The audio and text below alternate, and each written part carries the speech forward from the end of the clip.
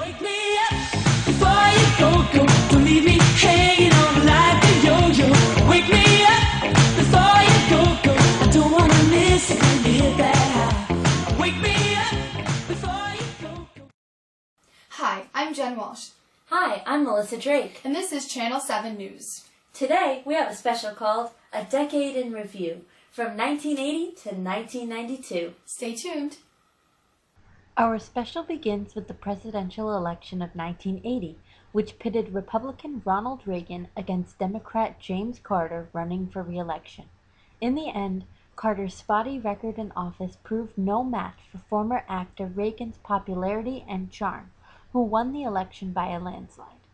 Once he entered office, he fought for deep tax cuts of 25% across the board over a period of 3 years. He thought that Democrats went crazy with taxes, and it was time for them to be lowered. Showing his skill as a president, Reagan got his way in 1981, when Congress approved a set of far-reaching tax reforms. These went along with Reagan's philosophy of supply-side economics, which believed that budgetary discipline and tax reduction would stimulate new investment, boost productivity, foster dramatic economic growth, and eventually reduce the federal deficit.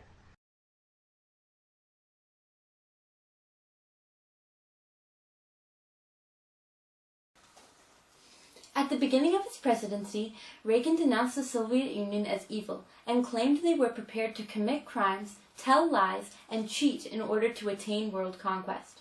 Though having a terrible opinion of them, Reagan still sought to negotiate, but only from a position of overwhelming strength. Thus, Reagan pushed the United States into a renewed armaments race at a very expensive pace. His Strategic Defense Initiative, popularly known as the Star Wars Plan, called for orbital battle stations that could fire laser beams to vaporize intercontinental missiles upon takeoff. Obviously an impossible goal, the logic behind it was sound in that it would take the arms race into space, which was more likely to force the Kremlin's hand.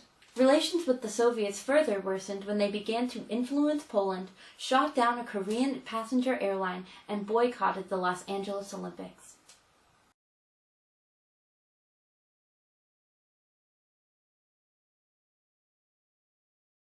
Issues in the Middle East were continuing to boil during the 80s, especially in Israel, which tested its bond of friendship with America. They began to invade areas on the west banks of the Jordan River, including Lebanon, in order to subdue the Palestinian guerrilla forces that had been aggravating them. As part of a peacekeeping force, Reagan felt obliged to send U.S. troops into Lebanon. However, a suicide bomber took the lives of 200 Marines, at which point Reagan withdrew all troops. There were also troubles brewing in Central America, especially in Nicaragua. Former President Carter attempted to make good relationships with anti-American Sandinistas, but Reagan had other ideas. He accused them of being a forward military base for the Soviets and Cuba, as a way to invade the rest of Central America.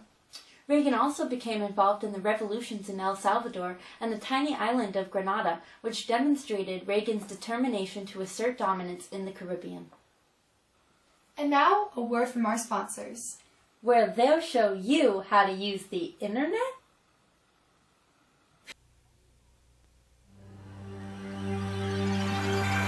On your mark, get set. We're riding on the internet, cyberspace, set free.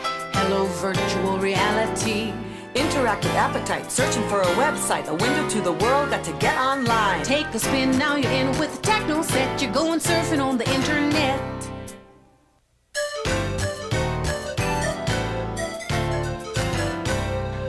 Hey there, it's us again. This is my brother Peter, Mom and Dad, and I'm Dasha. Today, we're going to be showing our friends Andrew and Lisa the basics of the internet, and we thought you might want to come along.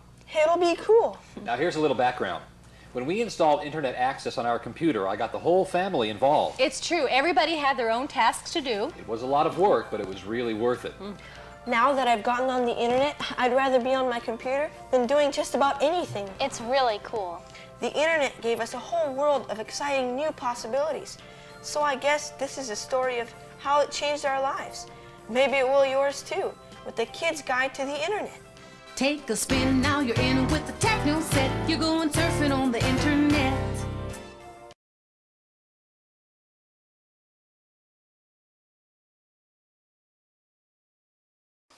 In In 1984, Reagan successfully won a second term as president. He ran against Democrat Walter Mondale, who made history by running with the first woman candidate for vice president, but whose election was tainted by his vice presidency in the Carter administration. While Reagan's first term focused on the economy and the size of the government, his second term was all about foreign policy issues.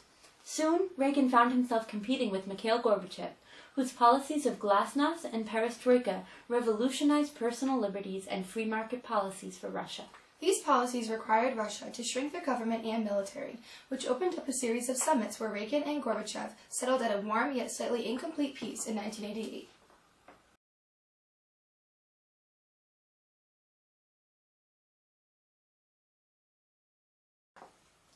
The two foreign policy issues of Nicaragua and Muslim extremist groups in Lebanon proved to be tricky problems for the Reagan administration.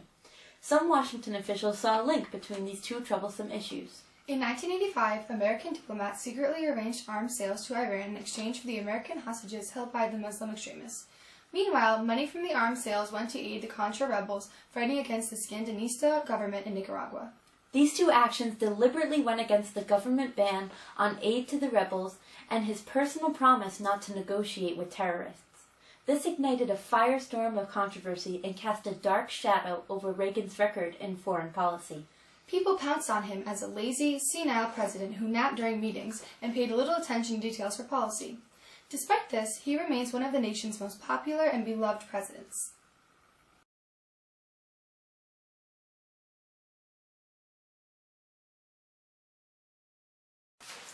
A philosophy known as moral majority swept the nation in the early 1980s. This idea, taught by Reverend Jerry Falwell, was a political organization that preached with great success against sexual permissiveness, abortion, feminism, and the spread of gay rights.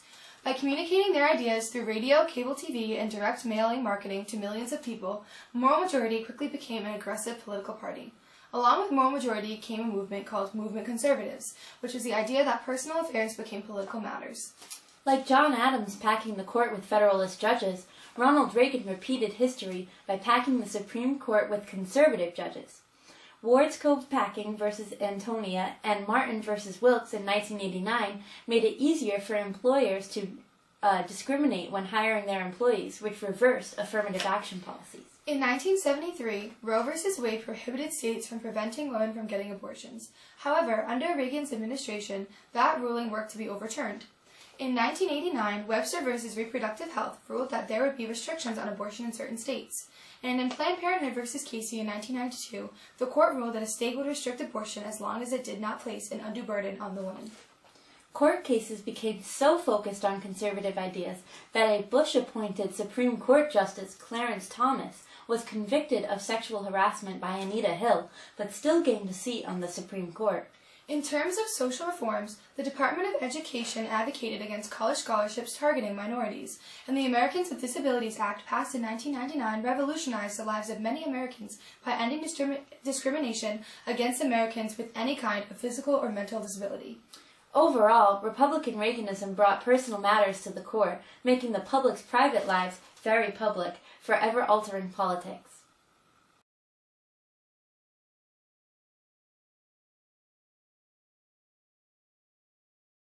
The U.S. suffered many financial deficits from Reagan's increase in military spending and tax cuts.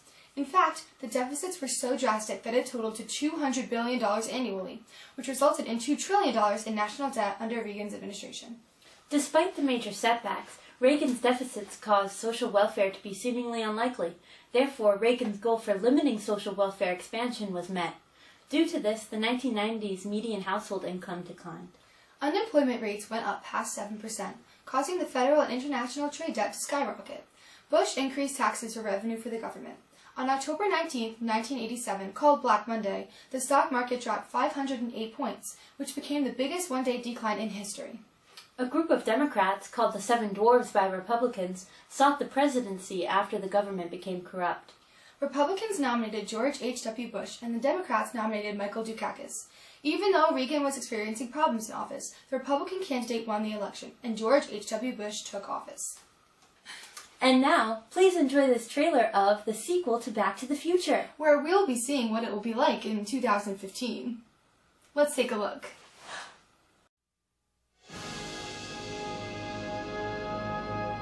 Do you remember the future?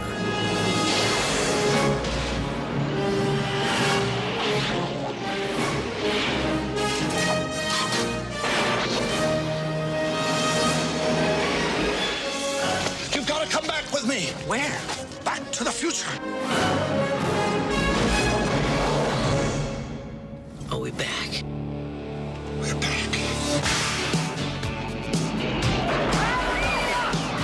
What do you mean we're in the future? October 21st, 2015. Marty, we're going to be able to see our wedding. Wow. The future. I got to check this out, Doc. Look what happens to your son. Oh, he's a complete wimp. Steven Spielberg presents a Robert Zemeckis film, Back to the Future, Part 2.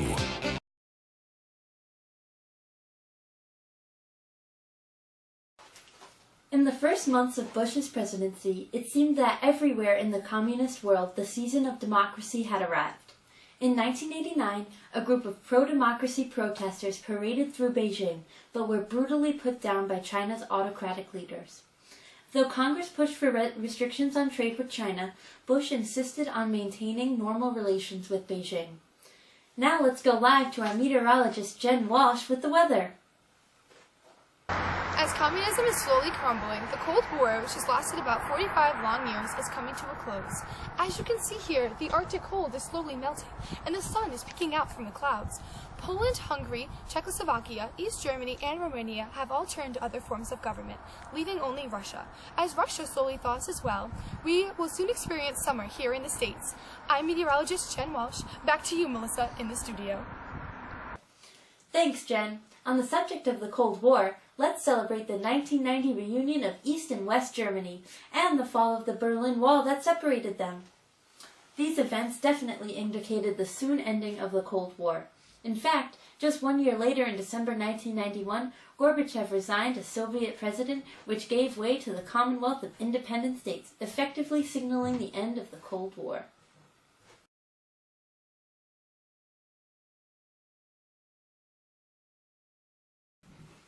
The end of the Cold War plunged the Soviet Union into social turmoil and brought the United States confusion on where to go next. They did not know if they would remain an international interventionist or return to their isolationism. Also, the shutdown of the military bases and defense companies worsened the American economy and lowered the feeling of euphoria felt by America at the Cold War's end. There was also the issue of nuclear weapons and who would gain control of them. Thankfully, Bush and the CIS's new president, Boris Yeltsin, signed the START II Accord that pledged both powers to reduce their nuclear weapons over the next 10 years.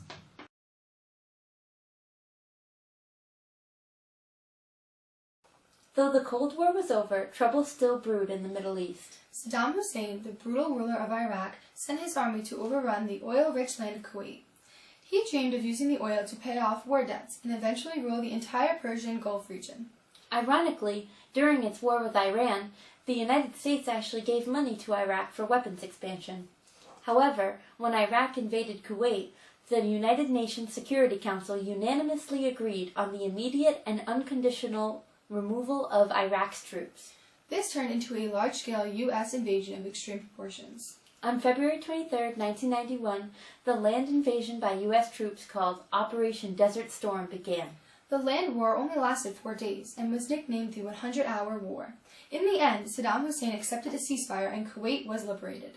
Though this short war was over, Hussein still lived, and Americans are worried about what might happen in the future. Thank you for joining us on Channel 7 News. See you next time. You know what? There won't be a next time. I quit. Looks like I'll be doing the next couple decades all by myself. See you next time.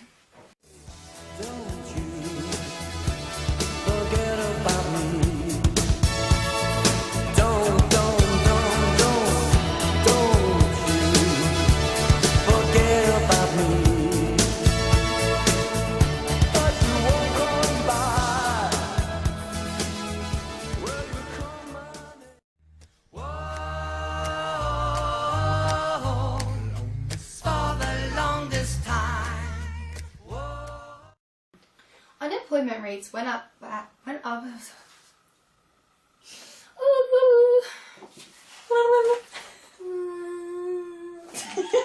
Okay.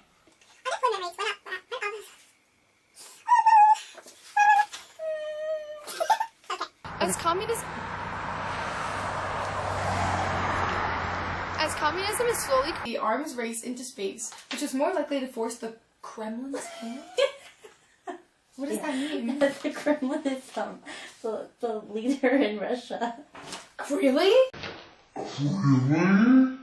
I thought he was like the Kremlin, like you know those like like the Kremlin. Like what am I thinking of? Like a goblin. A gremlin. Like a gremlin. Into space, which is more likely to force the Kremlin's. The gremlin's Kremlin. Imagine like being like a kid in middle school whose name was Kremlin. You must be beat up. I really.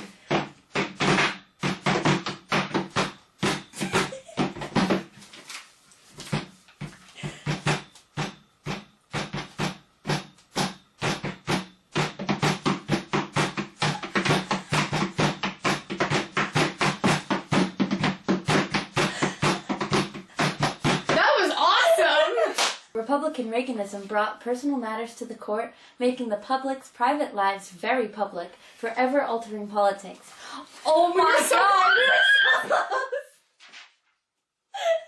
I just looked at you and went to go and shake my head, and I just lost it. Star Wars plan called for orbital battle stations that could fire laser beams to vaporize. Why did you give me this line? You wanted it! I said I'm gonna give you this line, and you were like, oh cool. Which demonstrated Reagan's determination to assert dominance in the Caribbean. So close. I was like, there's... We'll do it one time. Hold on, wait. I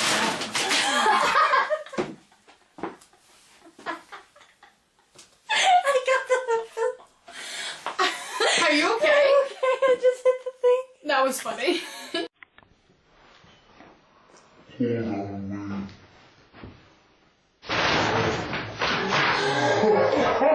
wait.